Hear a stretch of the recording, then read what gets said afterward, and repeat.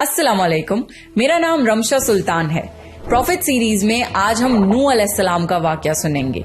नूह अलैहिस्सलाम अल्लाह के ऐसे पैगंबर थे जो तकरीबन 950 साल जिंदा रहे और अल्लाह की तरफ लोगों को दावत दी। अगर आपको प्रॉफिट सीरीज में इंटरेस्ट है तो प्लीज मेरे चैनल को सब्सक्राइब कर लीजिए। चलिए शुरू करते हैं with the real life story of prophet नूह अलैहिस्सलाम।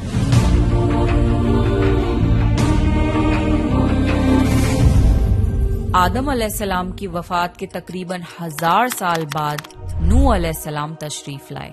आदम अलैहिस्सलाम के बाद की नस्लें बहुत नेक थीं, पर तकरीबन 1000 साल बाद शैतान ने उन लोगों को बहकाया कि कुछ नेक और बुजुर्ग लोगों को याद रखने के लिए उनके बुत बना लो। तो लोगों ने कुछ बुजुर्गों को इज्जत देने के लिए उनके बुत बना लिए। उस वक्त तो बुतों की पूजा नहीं हुई, पर कुछ नस्लों बाद के लोग आहिस्ता आहिस्ता इन बुतों को पूजने लग गए। कुफ्र और शिर्क आम हो गया और एक अल्लाह की इबादत बंद हो गई। तब अल्लाह ने दुनिया में नूह अलैहिस्सलाम को भेजा। उस वक्त इंसानों की उम्रें ज्यादा होती थीं और नूह अलैहिस्सलाम की उम्र तकरीबन 950 साल थी। नूह अलैहिस्सलाम ने लोगों को अल्लाह की तरफ दावत दी। सूरह नूह में अल्लाह फरमाता है, यकीनन हमने नूह को उनकी कौम की तरफ भेजा कि अपनी कौम को डराओ और खबरदार कर दो, इससे पहले कि उनके पास दर्दनाक अजाब आए। नूह अलैहिस्सलाम ने अपनी कौम से फरमाया, ए मेरी कौम, मैं तुम्हें साफ साफ डराने वाला हूँ, तो तुम अल्लाह की इबादत करो और उससे डरा करो और मेरा कहना मानो, तो वो तुम्हारे गुनाह बख्श देगा। नूह अलैहिस्सलाम तबलीग के सिलसिले में बहुत मेहनत करते थे। दिन रात लोगों के घरों और इज्तिमात में जाकर उन्हें दावत देते थे। नूह अलैहिस्सलाम लोगों को प्राइवेटली और पब्लिकली समझाते, यहाँ तक कि उन्हें ये करते करते 950 साल गुजर गए, पर सिर्फ चंद लोगों के सिवा कोई ईमान नहीं लाया। नूह अलैहिस्सलाम की कौम उनका मजाक बनाती थी और कहती थी कि अगर तुम सच्चे हो तो जिस अजाब का तुम हमसे वादा करते हो उसको ले आओ। नूह अलैहिस्सलाम की कौम साल दर साल बुराई में आगे बढ़ती गई और नूह अलैहिस्सलाम को परेशान करती रही और कोई ईमान न लाया, सिर्फ कुछ लोगों को छोड़कर। फिर अल्लाह ने नूह अलैहिस्सलाम की तरफ वही की और फरमाया, आपकी कौम में से जो ईमान ला चुका है उनके सिवा अब कोई ईमान नहीं लाएगा, बस आप उनके कामों पर गमगीन ना हो। फिर जब अल्लाह ने वही कर दी और उन्हें बता दिया कि अब कोई ईमान नहीं लाएगा, तो वो नाउम्मीद हो गए और अपनी कौम के लिए बद्दुआ की कि ए मेरे परवरदिगार, तू किसी मुनकिर को रूह जमीन में जिंदा ना छोड़ और मोमिन मर्द और औरतों को बख्श दे। नूह अलैहिस्सलाम ने जब अल्लाह को पुकारा तो अल्लाह ने नूह अलैहिस्सलाम को एक बड़ी कश्ती बनाने की वही की, लेकिन नूह अलैहिस्सलाम नहीं जानते थे कि वो इतनी बड़ी कश्ती कैसे बनाएं। तो अल्लाह ने जिब्रील अलैहिस्सलाम को उनकी मदद के लिए भेजा। नूह अलैहिस्सलाम एक पहाड़ पे रहते थे। उनके आसपास दरख्त नहीं थे, ना ही पानी था। उन्होंने बहुत से दरख्त उगाए, फिर उनको काटा और पहाड़ पर बैठ के कश्ती तैयार करते रहे। लोग जब नूह अलैहिस्सलाम को कश्ती बनाते हुए देखते तो उनका बहुत मजाक बनाते और कहते, ये कैसा मजनून है जो पहाड़ पे कश्ती बना रहा है। धीरे धीरे बहुत मेहनत के बाद एक बहुत बड़ी कश्ती तैयार हो गई। एक जगह आता है कि नूह अलैहिस्सलाम ने ये कश्ती 100 साल में तैयार की।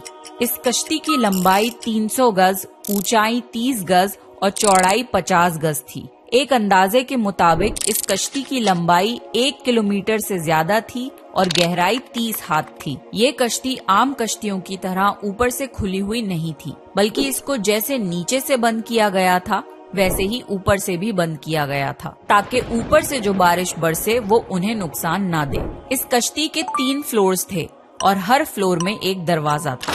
अल्लाह ने नूह अलैहिस्सलाम को हुक्म दिया कि मोमिनों को और अपने घर वालों को और जमीन पर बसने वाले तमाम जानवरों का जोड़ा जोड़ा इस कश्ती में सवार कर लो। फिर अल्लाह ने आसमान और जमीन में से पानी खोल दिया और सैलाब आ गया। इस सैलाब ने दुनिया में रहने वाले इंसान और जानवर सबको गर्क कर दिया। तूफान का पानी पहाड़ों से भी ऊपर हो गया और सिर्फ नूह अलैहिस्सलाम की कश्ती इस तूफान में बाकी रही। सिर्फ वही लोग और जानवर बचे थे जो कश्ती पर सवार थे। इतने बड़े नबी होने के बावजूद نوح علیہ السلام کا بیٹا کشتی پر نہ آیا۔ نوح علیہ السلام نے اسے پکارا کہ میرے بیٹے اس کشتی میں آ جا اور کافروں کا ساتھی نہ بن، لیکن اس نے کہا کہ میں کسی پہاڑ کی چوٹی پر پناہ لے لوں گا جو مجھے اس پانی سے بچائے گی۔ نوح علیہ السلام نے فرمایا کہ آج اللہ کے حکم سے کچھ بچنے والا نہیں مگر وہ ہی جس پہ اللہ رحم کرے۔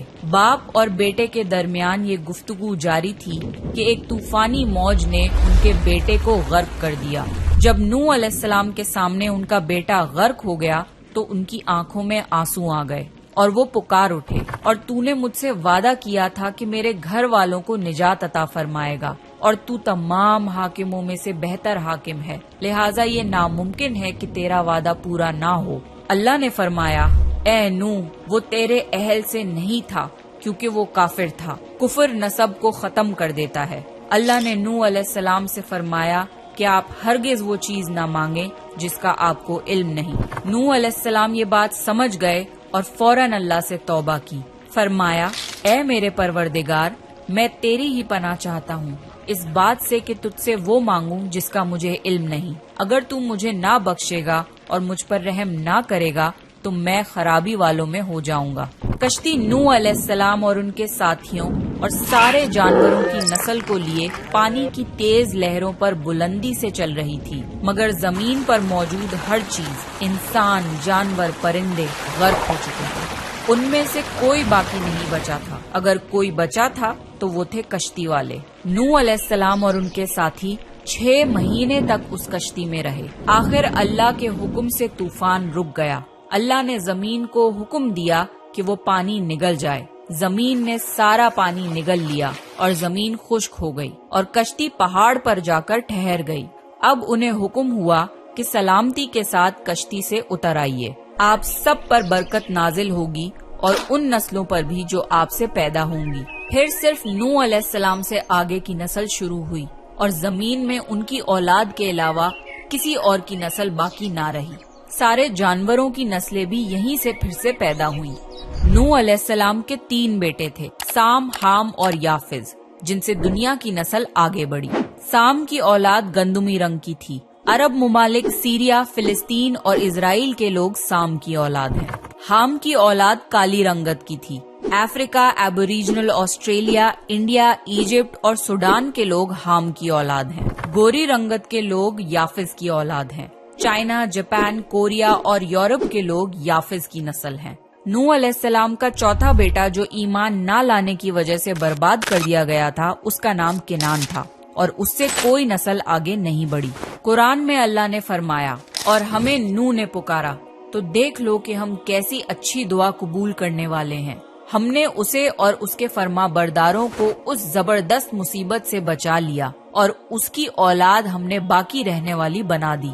طوفان کے بعد نوح علیہ السلام 350 سال زندہ رہے، پھر نوح علیہ السلام فوت ہو گئے۔ نوح علیہ السلام کی کشتی آج بھی موجود ہے۔ ریسرچرز نے ترکی میں اس کشتی کو ڈھونڈ لیا ہے۔ قرآن میں اللہ نے فرمایا، اور بے شک ہم نے اس واقعے کو نشانی بنا کے باقی رکھا، پس ہے کوئی نصیحت حاصل کرنے والا؟